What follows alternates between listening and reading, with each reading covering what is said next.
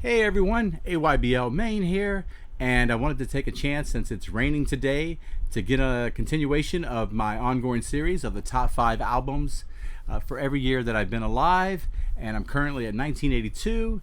The pop music world is starting to get interesting, and this is year 14 of that. So, we'll just jump right in.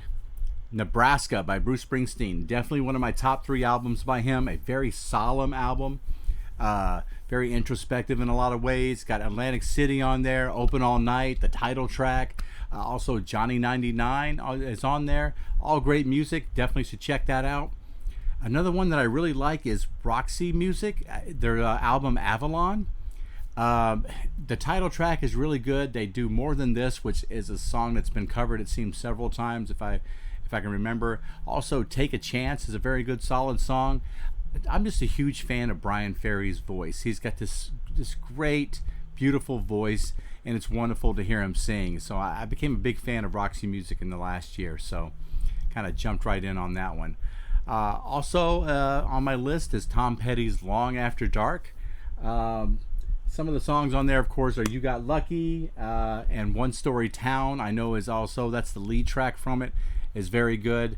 I really enjoyed that album when I started running his discography. I ran his discography pretty much all the way up through Full Moon Fever, and then I think I tacked on Into the Great Wide Open a little later.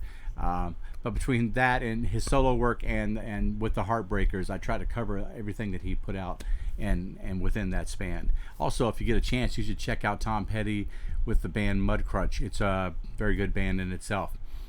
Also in the top 5, and just, it's one of those things where you can get into an arm wrestling match about what's going to be number 1 for 1982 between 2 albums. Not making number 1 for me, though, is Michael Jackson's Thriller. I'm not even sure whether I'm going to even consider Thriller Michael Jackson's best album. I may like Off the Wall a little bit better, and Bad is not a bad record either. I hate to throw those puns in there, but Thriller does contain a lot of hit songs. Almost like every song on there ended up being released as a single.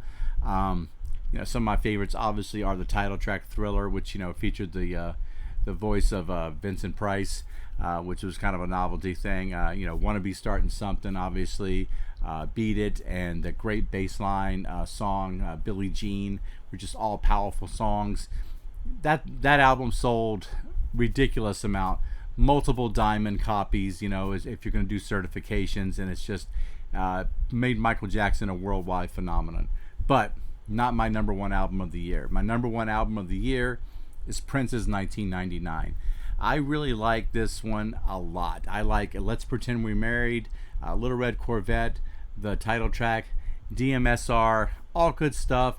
Prince was such an influential R&B artist and funk artist that I felt like his album was going to stand the test of time more than Thriller was in the longest of hauls.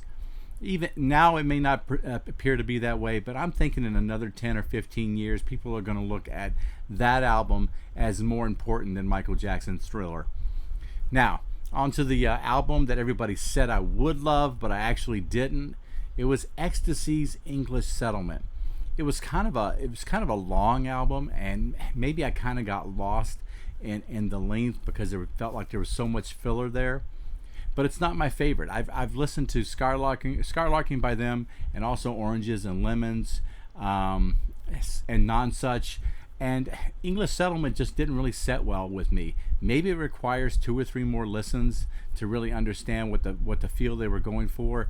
But Andy Partridge, his voice is kind of a quirky voice in itself. So if the songwriting is not like meshing well, and it's not this tongue-in-cheek style that he had on those other albums, I had a hard time with it. So Ecstasy fans, if you've got some information for me to try to change my mind about it, I would appreciate it, because I had a lot of English friends that really told me the album I would love, and I just didn't. So that's all I got for 1982, guys. Be sure to try to hit the subscribe button if you haven't already. I don't like to push that very much, because I figure the people that want to listen to me are going to listen to me, and I'm not going to try to push people into doing something they don't want to do. I do this for myself. So until next time, guys, have a good one.